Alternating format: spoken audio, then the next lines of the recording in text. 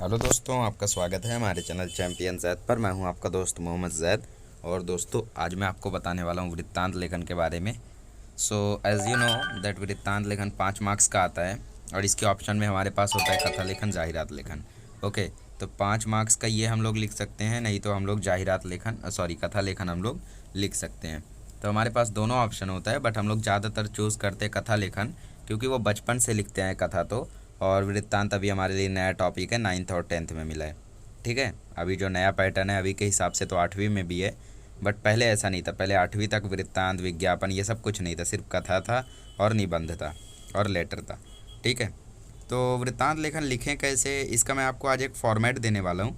ठीक है, इस फॉर्मेट का आप यूज़ हर जगह कर सकते हो, कोई भी टॉपिक आ जाए वहाँ पे आप इसका यूज़ करोगे, बस थोड़े थोड़े चेंजेस करोगे। ठीक है, वो भी माइनर चेंजेस, बहुत छोटे छोटे। तो चलो शुरू करते हैं। ठीक है, इसका पीडीएफ मैंने आपको प्रोवाइड किया है, आप डिस्क्रिप्शन में चेक कर सकते हो और वहाँ से ये सुंदर सा पीडीएफ आप लोग डाउनलोड कर सकते हो। कुछ इंपॉर्टेंट पॉइंट्स, सबसे पहले एक वृत्तांत लेखन लिखते समय हम लोग चेक करेंगे कब हुआ। ठीक है, कहाँ हुआ, कैसे हुआ, क्या हुआ, किसको हुआ, किसने किया। ठीक है, सब पॉइंट्स हमें याद रखना है। तो वृत्तांत लेखन समझ लो, अभी आपको एक टॉपिक मिला है कि 15 अगस्त को मनाया गया स्वतंत्र दिवस। तो कब मनाया गया, कहाँ मनाया गया, कैसे मनाया गया, क्या हुआ कार्यक्रम में, किसका वहाँ पे कौन कौन आया था, ठीक है, किसने क्या किया, ये सब टॉप पॉइंट्स वहाँ पे आने चाहिए।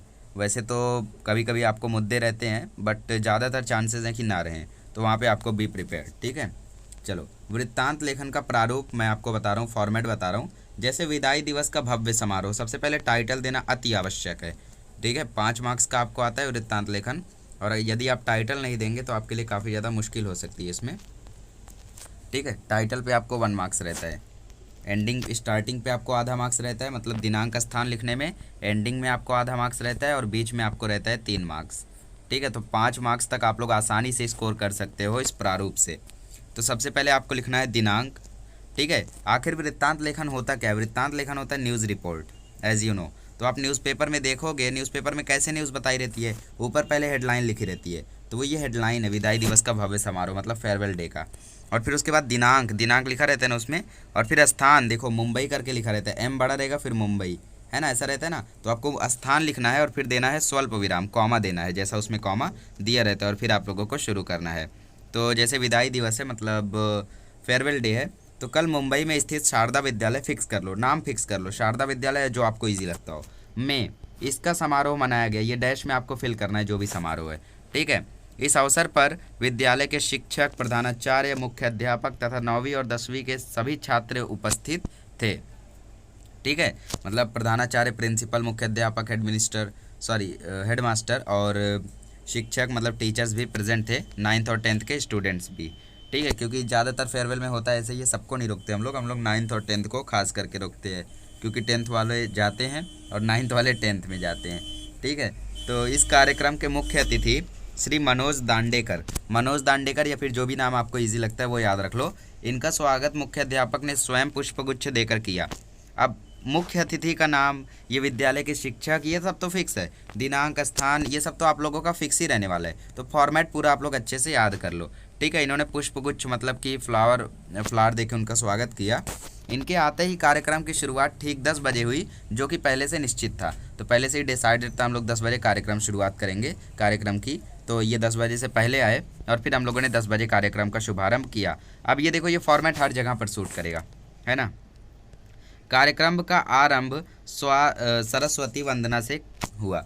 अब सरस्वती वंदना की जगह वंदे मातरम भी लिख सकते हो, या जो आपको अच्छा लगता है वो लिख सकते हो, हालांकि सरस्वती वंदना थोड़ा अच्छा लगता है। तो कार्यक्रम का आरंभ किसके साथ हुआ, सरस्वती वंदना के साथ। कार्यक्रम की शुरुआत होते ही संगीतकार ने अपने वाद्य से ऐसा संगीत बजाया कि सब उसमें मंत्रमुग्ध हो गए। ठीक है, कार्यक्रम शुरू होता है तो उसके बाद सरस्वती वंदना कंप्लीट होने के बाद जो वहाँ पे संगीतकार आए थे, उन्होंने अपना वाद्य मतलब जो भी उनका इंस्ट्रूमेंट था उसको बजाया, और ऐसा संगीत बजाया कि सब उसमें मंत्र मुग्ध हो गए, एकदम खो गए उसमें। ठीक है, ये तो हर जगह सूट करेगा। इसके बाद कार्यक्रम में कई विद्यार्थियों ने अपने भाषण से अध्यापकों का दिल जीत लिया, तो वहीं कुछ विद्यार्थियों ने अपने गायन से सबके कानों में रस घोल दिया। ठीक है, कुछ विद्यार्थियों ने ऐसा भाषण दिया, ऐसी स्पीच दी कि टीचर्स एकदम खुश हो गए, और फिर उसके बाद कुछ विद्यार्थियों ने ऐसा गाना गाया कि टीचर्स के कानों में रस घुल गया। ठीक है, रस घुलना मतलब कि काफ़ी ज़्यादा अच्छा लगना। कार्यक्रम में कई विद्यार्थियों ने नाटक भी पेश किया, जिसे देखकर सभी के होठों पर मुस्कान आ गई, है ना। 15 अगस्त का है तो कोई गांधी जी बना होगा, कोई अंग्रेज बना होगा, कोई जवाहरलाल नेहरू बना होगा, ऐसे ऐसे अलग अलग लोग अलग अलग कैरेक्टर प्ले किए होंगे, ठीक है। तो हर जगह आपका सूट करने वाला है। अब विदाई दिवस है तो यहाँ पे एक जन टीचर बने होंगे, एक स्टूडेंट बना होगा, और दोनों लोग ने दिखाया होगा कि किस तरीके से बचपन से टीचर ने पढ़ाया और फिर 10th में उनका फेयरवेल है ना। विद्यार्थियों ने तो कार्यक्रम की शोभा में 4 चांद लगा दिए थे, है ना। चलो, तो ये फॉर्मेट आपका हर जगह सूट करेगा, तो डाउनलोड करके अच्छे से याद कर लो और प्रैक्टिस करो ज़्यादा से ज़्यादा टॉपिक्स की। हालांकि अगर आपको ऐसा लगता है कि कुछ ऐड करना चाहिए, कुछ रिमूव करना चाहिए, तो आप लोग अपने हिसाब से कर सकते हो। कोई नया टॉपिक है जैसे वाचन प्रेरणा दिवस आ गया या फिर कोई और टॉपिक आ गया, तो उसके लिए भी कुछ पॉइंट्स आप ऐड कर सकते हो। वाचन प्रेरणा दिवस अब्दुल कलाम के बर्थ पर मनाया जाता है, ठीक है, तो इसीलिए आप लोग अब्दुल कलाम जी को यहाँ पे मेंशन कर सकते हो। मुख्य अतिथि को उनसे रिलेट कर सकते हो, ठीक है, कि मुख्य अतिथि जो थे वो अब्दुल कलाम के यहाँ वहाँ से थे, ठीक है, रिश्तेदार। या फिर आप लोग ऐसा भी बोल सकते हो कि जो मुख्य अतिथि थे वो अब्दुल कलाम के असिस्टेंट हुआ करते थे, ऐसा आप लोग लिख सकते हो अपने हिसाब से।